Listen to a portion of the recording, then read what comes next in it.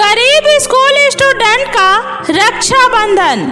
सोहनपुर गांव में रोहन नाम का एक लड़का रहता था।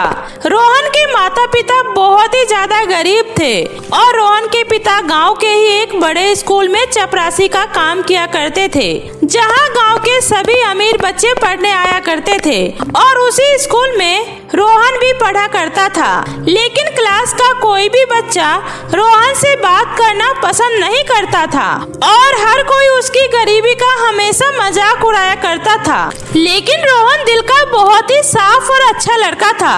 वो हमेशा हर किसी की मदद किया करता था और ऐसे ही कुछ समय बाद रक्षाबंधन का त्योहार आने वाला था। तभी स्कूल में सभी बच्चे इस त्योहार को लेकर बहुत ही ज्यादा खुश थे और जब टीचर क्लास में आती है तो वो बच्चों से कहती है, बच्चों मेरी बात ध्यान से सुनो, 2 दिन बाद रक्षाबंधन का त्योहार है, इसलिए सभी लड़कियां अपने घर से एक एक राखी लेकर आएगी और अपनी क्लास के सभी लड़कों को राखी बांधेगी और सभी लड़के लड़कियों को देने के लिए अपने घर से सुंदर सुंदर गिफ्ट लेकर आएंगे। ठीक है बच्चों? Yes ma'am. इतना कहकर सभी बच्चे आपस में एक दूसरे से बात करने लगते हैं। तभी प्रिया नाम की एक लड़की कहती है, अरे कौशल, तुम कल किसी और से राखी मत बनवाना, क्योंकि मैं तुम्हारे लिए बहुत ही सुंदर राखी लेकर आऊंगी। क्योंकि तुम्हें तो पता है ना मेरे पापा कितने अमीर हैं, इसलिए उन्होंने स्पेशल चांदी की राखी ऑर्डर करके बनवाई है। क्या सच में? वाह, फिर तो मैं कल तुमसे ही राखी बंधवाऊंगा और मैं भी तुम्हारे लिए बहुत महंगा गिफ्ट लाऊंगा। मैं तो सिर्फ अनुज को ही राखी बांधूंगी, क्योंकि वो हर साल मेरे लिए बहुत ही महंगा गिफ्ट लेकर आता है। प्रिया तुम चिंता मत करो, देखना तुम्हारे लिए सबसे महंगा गिफ्ट लाऊंगा। और इसी तरह क्लास के सभी बच्चे आपस में एक दूसरे से रक्षाबंधन के त्योहार के बारे में बात करने लगते हैं, लेकिन रोहन से कोई भी इस बारे में बात नहीं करता। तभी क्लास की कुछ लड़कियां आपस में बात करती है, सुनो तुम सब, कल चाहे कुछ भी हो जाए लेकिन हम रोहन को राखी नहीं बांधेंगे, क्योंकि वो मुझे बिल्कुल भी अच्छा नहीं लगता। लेकिन अगर टीचर ने जबरदस्ती हमसे राखी बांधने के लिए कहा तो फिर हम क्या करेंगे?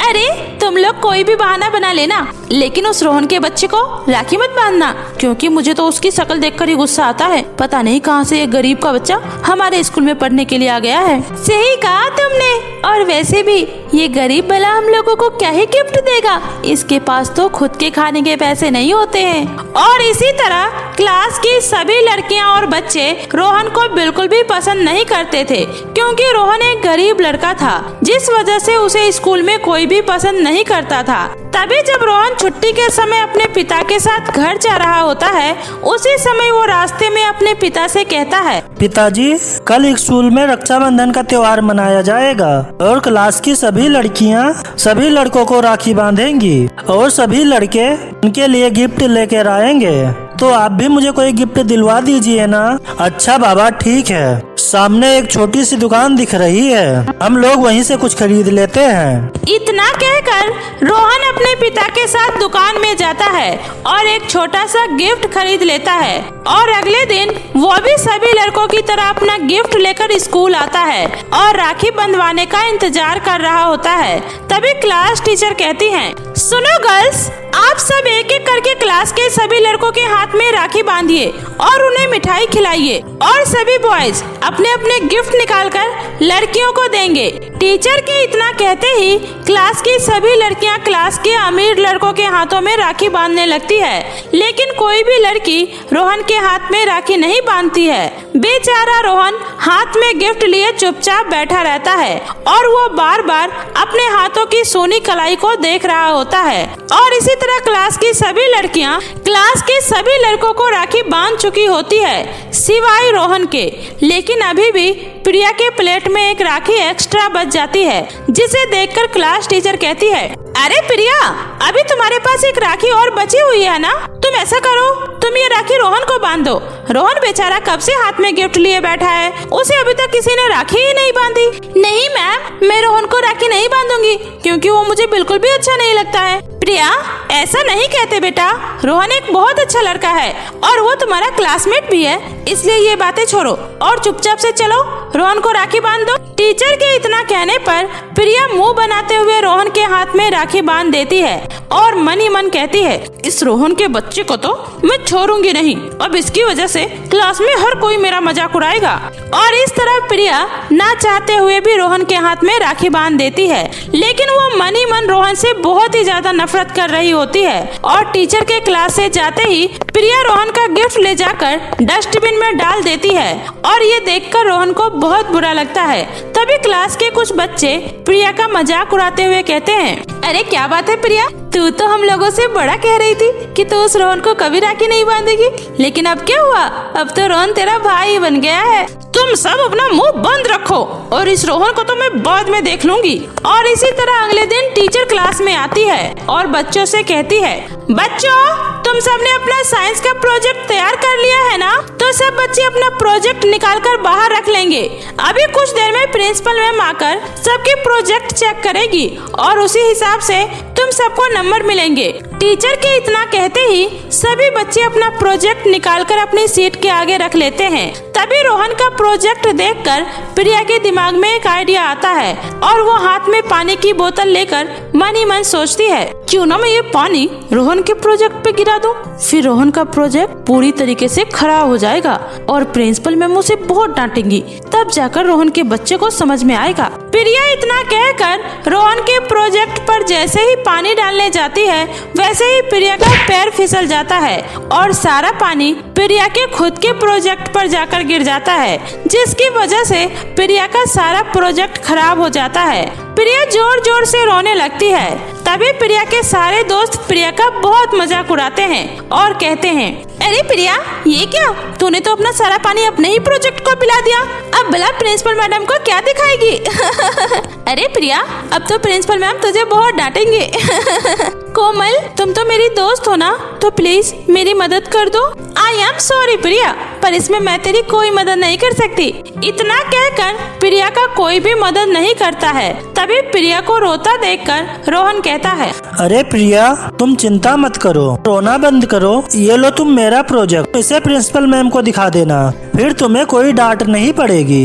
रोहन को ऐसा कहता देखकर प्रिया की आंखों में पछतावे के आंसू आ जाता है, क्योंकि जिस लड़के को वो हमेशा बुरा भला कहती थी, आज वही लड़का उसकी मदद कर रहा था। जिसके बाद प्रिया रोहन का प्रोजेक्ट लेकर प्रिंसिपल मैम को दिखा देती है और उसे बहुत अच्छे मार्क्स मिलते हैं। वहीं रोहन बेचारा प्रिंसिपल मैम की चुपचाप से डांट खाता रहता है। और जब कुछ देर बाद प्रिंसिपल मैम और टीचर क्लास से जाती है, तो प्रिया रोहन से कहती है, रोहन मुझे माफ कर दो, आज मेरी वजह से प्रिंसिपल मैम से तुम्हें कितनी डांट सुननी पड़ी, लेकिन तुमने मेरे लिए ऐसा क्यों किया। प्रिया तुमने मुझे राखी बांधी है, इसलिए तुम मेरी बहन हो और एक भाई होने के नाते मेरा फर्ज बनता है कि मैं अपनी बहन को हर एक मुसीबत से बचाऊं और उसकी मदद करूं, इसलिए तुम्हें मुझसे माफी मांगने की कोई जरूरत नहीं है। रोहन और प्रिया की ये बातें प्रिंसिपल मैम और क्लास टीचर सुन लेती है, जिसके बाद वो दोनों भी उन बच्चों की बातें सुनकर भावुक हो जाती है।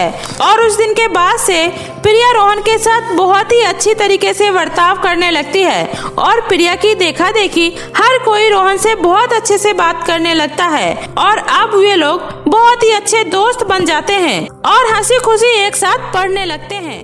अमीर और गरीब काली बहू का 15 अगस्त। अरे माँ जी आप ये फोटो देखिए, आपने कहा था ना कि आपको बिल्कुल मेरी तरह ही अमीर और सुंदर बहू चाहिए। अरे बहू लड़की तो बहुत सुंदर है, लेकिन तेरी तरह अमीर है ना।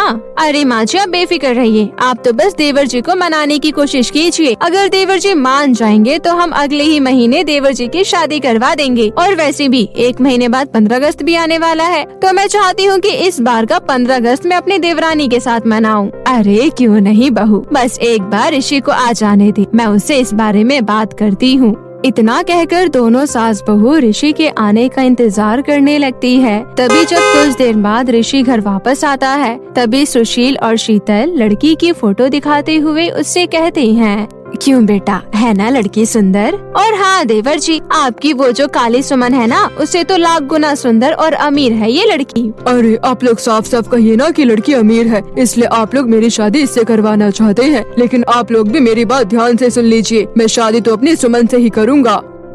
अरे इस लड़के ने तो कसम खा रखी है कि जब तक ये पूरे समाज में मेरी नाक नहीं कटवा देगा इसको चैन नहीं पड़ेगा। पता नहीं इस गरीब काली कलूटी ने मेरे बेटे पर क्या जादू कर दिया है जो इसे उसके अलावा और कुछ दिखा ही नहीं देता। अरे तुझे नहीं पता, कुछ दिनों में 15 अगस्त भी आने वाला है और मैंने इस बार 15 अगस्त पर अपने घर में बहुत बड़ी पार्टी रखी है, इसलिए मैं नहीं चाहती कि उस काली कलूटी की वजह से सबके सामने मेरी बेइज्जती हो। इतना कहकर सुशील और शीतल बार बार ऋषि को शादी करने के लिए मजबूर करती रहती हैं, जिसकी वजह से ऋषि गुस्से में अगले दिन सुमन के साथ शादी कर लेता है और उसे अपने घर में ले आता है। जिसके बाद अपने बेटे को शादी के जोड़े में इस तरह देखकर सुशीला को बहुत ज्यादा गुस्सा आता है। तभी शीतल अपनी सास से कहती है, देख लिया ना माँ जी, आपको जिस बात का डर था देवर जी वही काम करके आए हैं।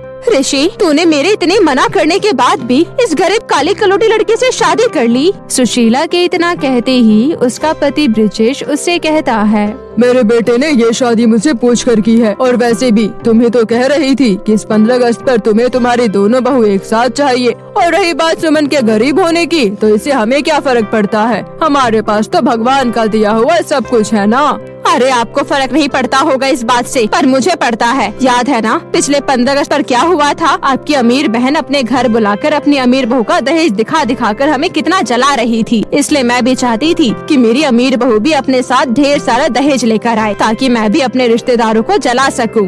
लेकिन माँ, आपके इस दिखावे के चक्कर में मैं अपनी जिंदगी तो नहीं बर्बाद कर सकता ना।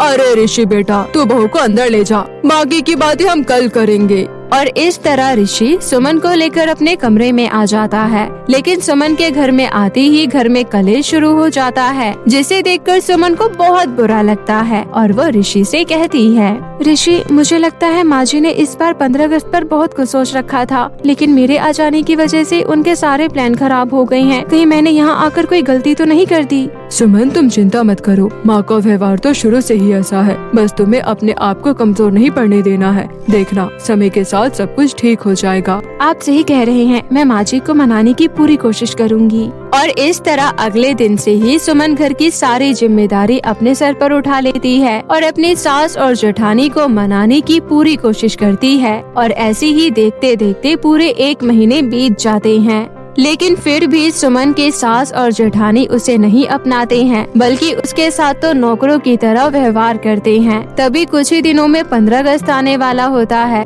उसी बीच शीतल अपनी सास और अपने लिए तिरंगे वाली साड़ी लेकर आती है और कहती है, अरे माँ जी, ये देखिए, मैं आपके लिए और अपने लिए ये तिरंगे वाली साड़ी लेकर आई हूँ और साथ ही ये तिरंगे वाला ब्रेसलेट भी। अरे बहू, खाली ये साड़ी और ब्रेसलेट लगाकर क्या होगा, हमें 15 अगस्त पर उड़ाने के लिए पतंग भी तो चाहिए, इसलिए चल मेरे साथ मार्केट, हम वहाँ से ढेर सारी पतंगे लेकर आएंगे। अरे ये क्या सुशीला, कम से कम आज तो छोटी बहू को अपने साथ ले जाओ, वो भी बेचारी कुछ खरीद लेगी 15 अगस्त के लिए। अरे 15 अगस्त की शॉपिंग करने के लिए पैसों की जरूरत होती है, जिस गरीब काली गलूटी के पास नहीं है।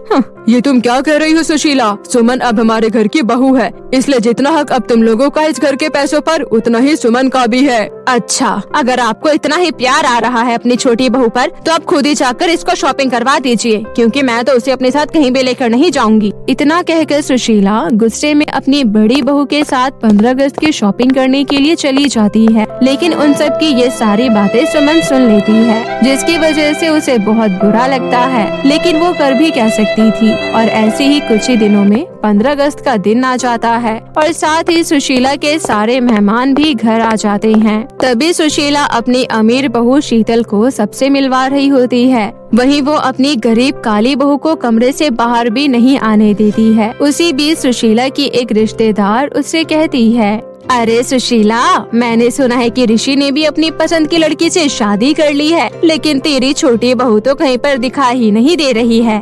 अरे दीदी, क्या बताऊं, मेरी छोटी बहू इतनी गरीब है कि उन लोगों के घर पर खाने तक के पैसे नहीं होते हैं, इसलिए मैंने आज उसे कुछ पैसे देकर उसके मायके भेज दिया है, ताकि वो गरीब लोग भी 15 अगस्त का त्योहार मना सके। क्या बात है सुशीला, तू तो बड़ी महान है, लेकिन वो काली सी लड़की कौन है जो सुबह से ही रसोई के कामों में लगी थी? अरे बुआ जी, वो तो हमारे घर की नई नौकरानी है, जिसे कुछ दिन पहले ही मेरी माँ जी ने भेजा है। क्या बात है सुशीला, तेरी बड़ी बहू के घर वाले तो बहुत ही ज्यादा अमीर हैं। वो तो है दीदी, और आपको पता है 15 अगस्त की ये सारी डेकोरेशन भी बड़ी बहू ने ही करवाई है। और इस तरह सुशीला घर में आए मेहमानों के सामने अपनी बड़ी बहू की अमीरी की तारीफ करती रहती है। तभी शीतल भी अपनी बड़ाई करते हुए अपनी सास की ही बेइज्जती करने लगती है। और नहीं तो क्या बुआ जी, वरना तो माँ जी ने भी कभी अपनी जिंदगी में 15 अगस्त पर इतनी अच्छी डेकोरेशन नहीं देखी होगी, और देखेंगी भी कहाँ से, उनके पास इतना पैसा भी तो होना चाहिए। शीतल के इतना कहते ही सारे रिश्तेदार सुशीला पर हंसने लगते हैं, जिसकी वजह से सुशीला को बहुत बुरा लगता है। तभी कुछ देर बाद सभी रिश्तेदार मिलकर झंडा फहराते हैं, लेकिन तब भी सुशीला अपनी गरीब काली बहू को कमरे से बाहर नहीं आने देती है। और कुछ देर बाद सब लोग मिलकर छत पर पतंग उड़ाने जाते हैं। तभी शीतल छत पर रखा हुआ डीजे जोर जोर से बजाने लगती है। सच में सुशीला, तेरी अमीर बहू ने तो 15 अगस्त की बहुत अच्छे से तैयारी की है, लेकिन तू अपने उस नौकरानी को इसमें शामिल क्यों नहीं कर रही है? अरे वो भी तो देखे कि अमीरों का 15 अगस्त कैसे मनाया जाता है। अरे छोड़ो ना दीदी, वैसे भी उस नौकरानी को हमारे घर के फंक्शन में क्यों शामिल करना। और इस तरह सुशीला अपने रिश्तेदारों के कई बार कहने पर अपनी काली बहू को भी छत पर बुला लेती है, जिसके बाद सभी लोग मिलकर पतंग उड़ाने लगते हैं। तभी उसी बीच मांझी की वजह से सुशीला का हाथ बहुत ही ज्यादा कट जाता है और खून निकलने लगता है। हे भगवान, कितना खून निकल रहा है मेरे हाथ से।